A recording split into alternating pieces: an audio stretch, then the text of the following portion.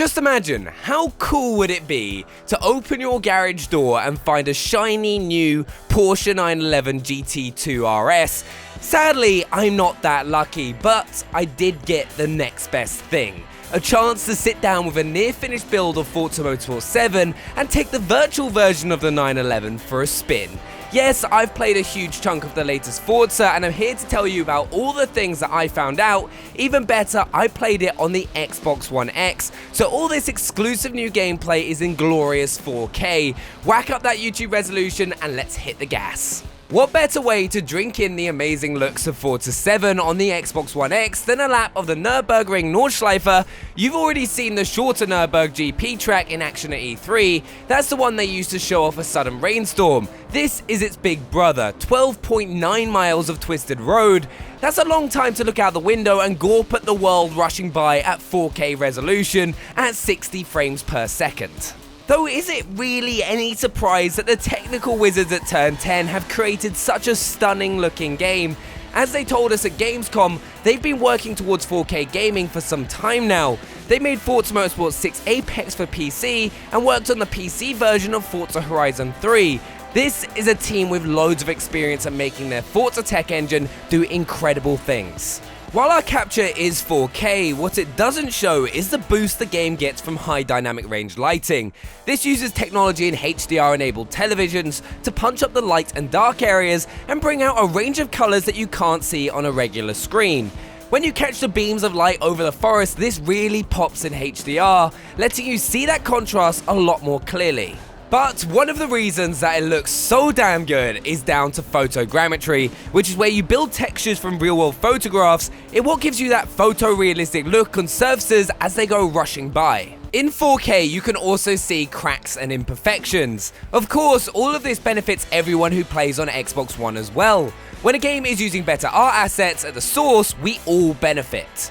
But you can go see how good the game looks for yourself on Xbox One by downloading a brand new Forza Motorsport 7 demo available from today. You can find a link down in the description below, but just make sure to finish this video before rushing off to play. Now, I've been looking forward to playing Forza's new career mode ever since I heard about it at E3. It's called the Forza Drivers' Cup, but it's technically made of 6 championships. Only when you've beaten the first 5 can you try and bag the main Drivers' Cup itself. Each cup is made up of a huge range of racing disciplines that encourage you to try different vehicle types and racing styles. In the Seeker Championship, which is the first you face in the game, you get a taste of how varied the racing can be. There's a division dedicated to trophy trucks if you've ever dreamed of sitting in a massive rig and bullying your way to the front of the pack, or you can try a division inspired by the rise of pony cars in the 1960s. Giving you the chance to race around in Mustangs and look like a general badass. You'll also find supercars, modern hatchbacks, and Polaris ATVs. Now, I personally decided to go for the Open Wheel Legends division, which is based on 1960s Grand Prix racing. The first car that you pick for the division is a freebie, so this was a good chance to swipe a piece of racing history without spending a penny. And because these cars are nice and open, you can take in those incredible track designs from the cockpit view. It's a win-win situation. And as you finish the races, you'll win new driver gear, which we'll cover in a moment, and Forza Edition cars. These are vehicles with unique elements to them, like a specific tuning or a mod that earns bonus credits or experience as you race in it. They almost feel a bit like Destiny loot. Though, what I really enjoyed about the new career mode is that you are free to tackle it however you want. Once you start a division, you don't have to finish it. The game doesn't care how you earn the series points needed to complete the cup. You could focus on clearing up in just 2 or 3 divisions, or you could try and race in all of them. I wanted to give everything a go, but the choice is yours. But before you can take part in the Drivers' Cup, you need a driver. That much is obvious. Player customization may not sound like a big deal in a game about things that move on wheels instead of legs, but Forza 7 makes you care about the person behind the wheel. In the opening minutes of the game, you start to build your driver. First, you select from a male or female body. I like how these absolute beginners are already sponsored by Xbox, but that's pretty trusting of them to invest money in complete unknowns, especially the way I drive. Once you've selected your body, you can pick from a few pieces of driver gear. These are outfits designed to express your personality. You're limited to 3 at the outset, but the game has over 300 to unlock. You can get everything from cutting-edge modern designs to historic racing outfits where daredevil racers just strap bits of leather to their heads. And these are some of the more sensible ones. We've seen people racing in tuxedos and dressed up as your dad going out for a Sunday drive. What you choose to wear does have an impact on the game. Your driver is a big presence throughout the experience. You'll see them waiting for the race to start on the loading screen, and if you pick the cockpit camera, you can see your driver's gloves gripping the wheel. Best of all, your drivatar wears what you wear as they drive the car that you drive. It's a much more personalized experience that gives you more reason to invest in what's going on in the game. The Driver's Cup isn't the only addition to give you a better sense of progression. The way you level up and unlock gear has also been changed to give you a clearer focus. Winning races earns you experience, which increases your driver's level. Every time you level up, you are given a choice of rewards. Expect to see things like a batch of credits to spend on new purchases, a discount on a particular car, or new driver gear. What's really smart is the way that these rewards are tied to your car collection. Owning more cars raises your driver tier, and the higher your tier, the better the rewards are when you level up.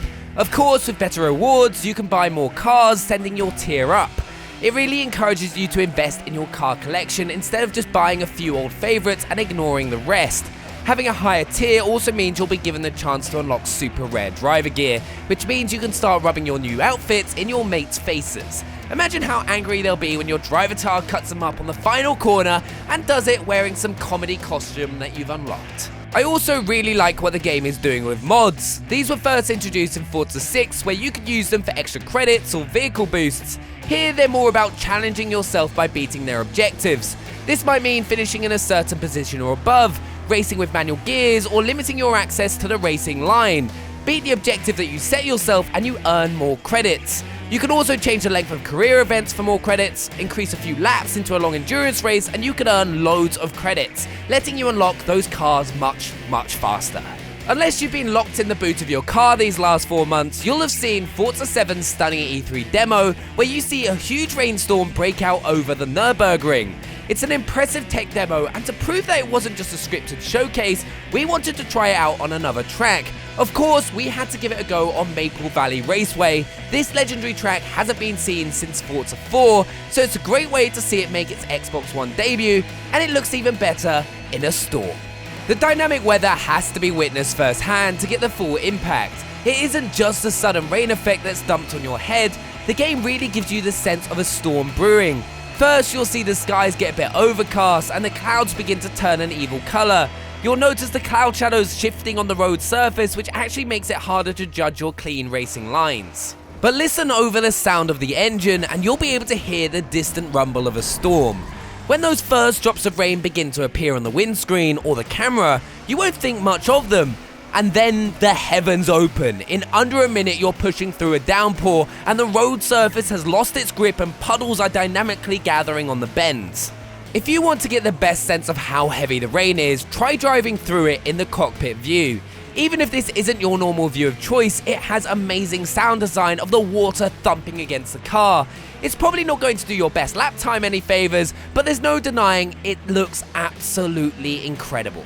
But those are 5 things that absolutely blew me away in Forza 7. Like I said, there is a demo available on Xbox One, so make sure to go try it out for yourself right now and let me know what you think down in the comments below. We're going to have loads of awesome Forza content over the next few weeks in the lead up to the game's release on October 3rd or 29th of September if you pre-order the Ultimate Edition. So make sure to subscribe so you don't miss a thing, and I'll see you guys again soon.